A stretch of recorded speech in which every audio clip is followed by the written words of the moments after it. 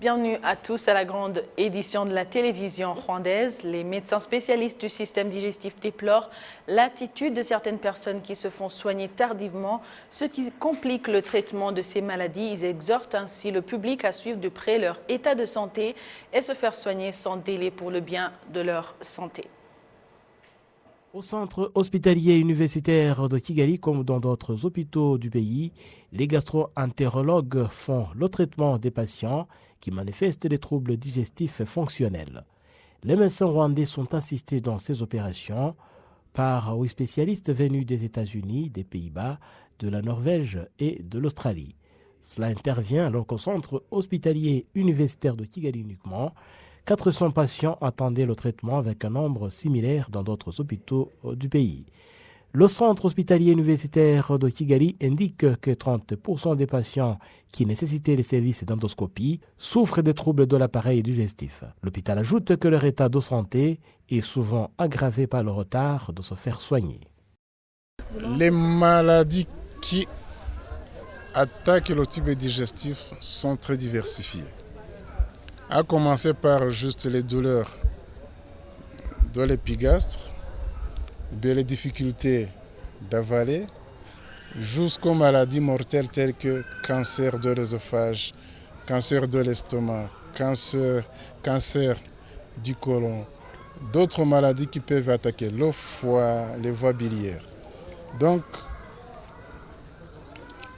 n'oubliez pas aussi les maladies infectieuses telles que les hépatites, les diarrhées, et ainsi de suite.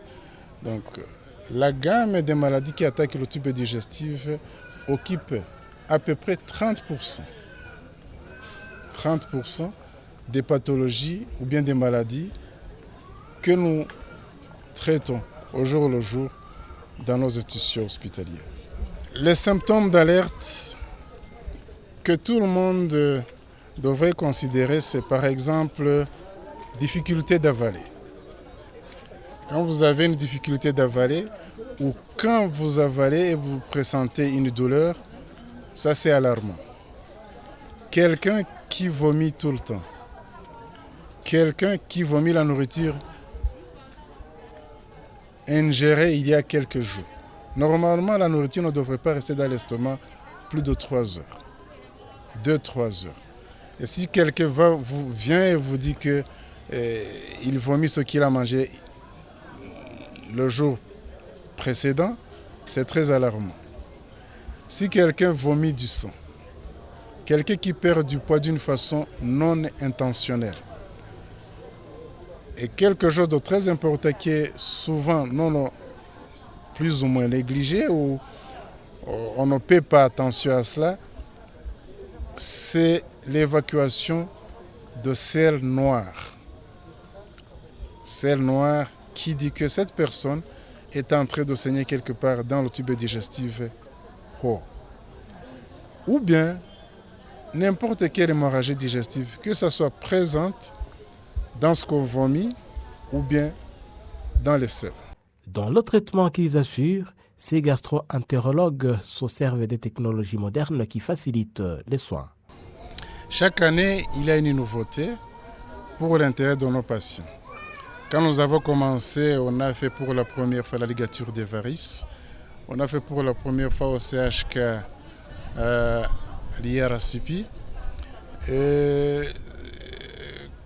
On a introduit un nouvel appareil de fibroscan pour examiner l'élasticité ou bien l'endommagement du foie par différentes causes. C'est que quiconque voit son genre de symptômes ou de signes devrait d'urgence aller à l'hôpital.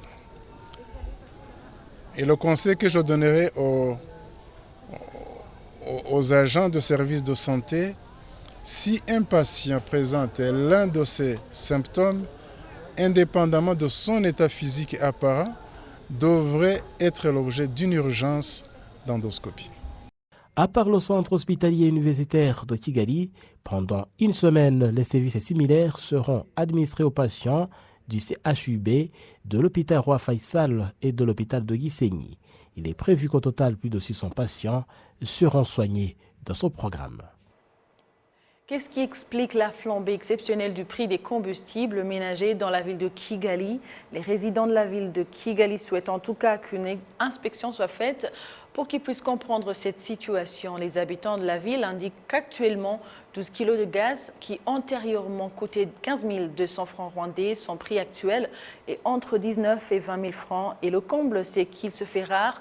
Au marché, les commerçants détaillants des bouteilles de gaz indiquent que les fournisseurs les vendent à un prix élevé où le kilo coûte 1500 francs et que les trouver, c'est par pur hasard du fait que les mêmes fournisseurs ne veulent pas les écouler. À cette flambée du prix de gaz s'ajoute celui du charbon, du bois ou le sac qui antérieurement coûtait 8 000 et 10 000 francs rwandais est actuellement vendu entre 13 000 et 15 000 francs rwandais compte tenu de la place de vente.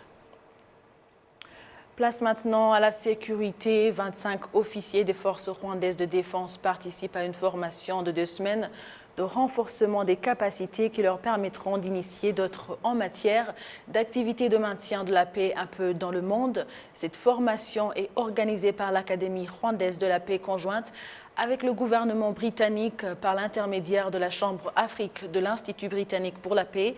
Elle va se focaliser sur les principes et le fonctionnement de l'Organisation des Nations Unies qui leur permettront de préparer les agents à déployer à travers le monde en mission de maintien de la paix. La paix est importante puisque les Nations Unies ont été créées en 1945 pour éviter le monde de nouvelles guerres. Donc, faire la prévention de la paix, envoyer des troupes pour maintenir la paix, faire la facilitation pour des discussions sur la paix sont autant d'éléments qui sont importants. Et en outre, le Rwanda joue un rôle fondamental dans le maintien de la paix dans le monde puisqu'ils sont le 4e contributeur de troupes au niveau des Nations Unies pour le maintien de la paix.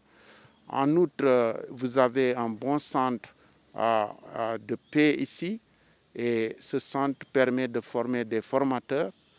Et enfin, il est important de souligner que nous avons l'appui du gouvernement britannique qui appuie cette formation et de nos collègues du département des opérations de la paix des Nations Unies. Enfin, le Rwanda a maintenu un haut niveau au niveau des principes et valeurs. Et les Nations Unies sont fiers d'avoir des troupes de la qualité des troupes rwandaises sur tous les théâtres d'opération dans le monde où le maintien de la paix est notre option. Dans le cadre de la préparation de la réunion des chefs de gouvernement du Commonwealth, CHOGM en sigle et en anglais, le district de Kichukiro a lancé une semaine dédiée à la propreté des endroits publics, surtout où il y a des différents services qui sont octroyés. C'est une initiative dont le thème est autour de la propreté qui est une fierté de tout un chacun. Il s'agit d'une campagne qui a commencé au niveau du secteur de Masaka, précisément dans le centre de Gahoroman, où certains des bâtiments commerciaux étaient vieux et endommagés. Les habitants de cette localité indiquent que la propreté est une de leurs habitudes qu'ils ont adoptées pour leur propre intérêt. On fait la propreté tout d'abord pour notre bien-être et ensuite pour bien accueillir nos invités, qu'ils soient pour notre entourage et pour notre propre hygiène. Nous sommes heureux que notre pays ait une bonne réputation en termes de propreté. Le directeur exécutif adjoint dans le district de Kichukiro, Kebana Adalbert, exhorte les résidents de ce district à bien soigner leur entourage d'une manière particulière dans le cadre d'honorer la réunion des chefs de gouvernement du Commonwealth. harimo n'ibindi byibanze harimo n'umutekano ariko harimo no gutanga service nkuko mwari mubivuze. Ici, il n'est pas seulement question de propreté, mais de sécurité, d'hospitalité et de tant d'autres détails relatifs. Les participants de CHOGM auront besoin de plusieurs services. Il faut sûrement rendre visite à différentes places. C'est la raison pour laquelle il est prévu de se rassurer que la vie a bien repris son cours normal dans les hôtels, tout comme dans les restaurants. abanyakicukiro rero turabashishikariza kumenya iyi CHOGM ni agaciro igihugu cyacu gihawe cyo kwakira inama iremereye nk'iriya. La semaine dédiée à la propriété fait partie du mois que le district avait consacré à la descente des autorités pour s'approcher de la population et savoir les défis auxquels ils font face dans leur quotidien, dans le cadre des aider à se développer personnellement dans différents domaines de la vie. Faradjini Tegeka pour la télévision rwandaise. La Cour d'appel a reporté la lecture des résolutions du dossier d'accusation contre Paul Rusesabagina et ses co-accusés. Je vous propose de suivre un récit qui vous en dit plus avec Kassim Youssouf. Le président de la Cour a indiqué que suite au grand nombre de dossiers d'accusation, dont ceux des demandeurs d'indemnisation et de l'organe de poursuite judiciaire et du parti de la défense qui ont interjeté appel, la Cour a estimé que la lecture du verdict n'est pas pour ce lundi, ajoutant que ce procès concerne beaucoup de personnes de telle manière qu'il leur a été difficile de rédiger les résolutions. La Cour a en effet indiqué que la lecture des résolutions est reportée au 4 avril 2022. Lors de la dernière comparution, l'organe national de poursuite judiciaire dans son réquisitoire avait requis de nouvelles sanctions contre les membres de ce groupe, notamment la peine de réclusion définitive contre Paul Rusesabagina et Nizeyimana Mark. La chambre spécialisée de la Haute Cour chargée des crimes internationaux et transnationaux avait condamné certains membres du groupe MRCD-FLN en leur infligeant quelques années de réclusion et toutes les parties dont ce procès n'avaient pas été satisfaites, raison pour laquelle elles ont interjeté appel. L'organe national des poursuites judiciaires avait signifié que les peines infligées ne correspondent pas au caractère grave des crimes qui ont été commis sur le territoire du Rwanda. La partie de la défense avait également indiqué ne pas être satisfaite par le verdict de la Chambre spécialisée de la Haute Cour en charge des crimes internationaux et transnationaux et avait donc interjeté appel. Les accusés avaient en appel demandé qu'ils soient relaxés et amenés à Mutobo pour bénéficier de la formation civique, tel que ce fut le cas pour d'autres dirigeants et combattants de ce groupe. La Cour d'appel devrait en outre prononcer le verdict qu'elle a pris concernant le groupe d'environ 90 personnes qui ont interjeté appel concernant leurs biens endommagés.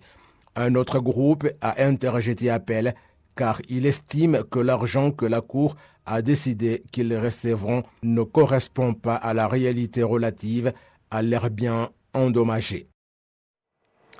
Un groupe de membres de la Chambre des députés au Parlement du Rwanda poursuit sa descente vers la population dans le cadre de l'évaluation de son bien-être. Ces députés ont visité ce lundi les habitants de Mulunda en district de Lutsiro dont la population est de plus de 24 000, mais que plus de 3 000 sont dans la première catégorie sociale d'Oudehe.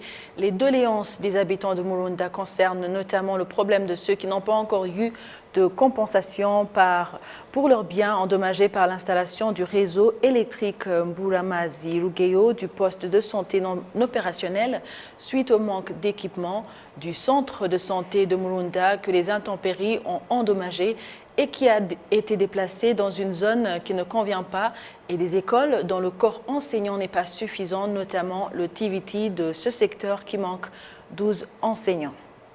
Merci à vous tous qui avez choisi la télévision rwandaise pour vous informer. Au nom de toute l'équipe qui a réalisé ce journal, je vous souhaite de passer une agréable suite de programmes de la télévision rwandaise. Vous étiez avec Amandine Dikumasabo. À la prochaine et d'ici là, portez-vous bien.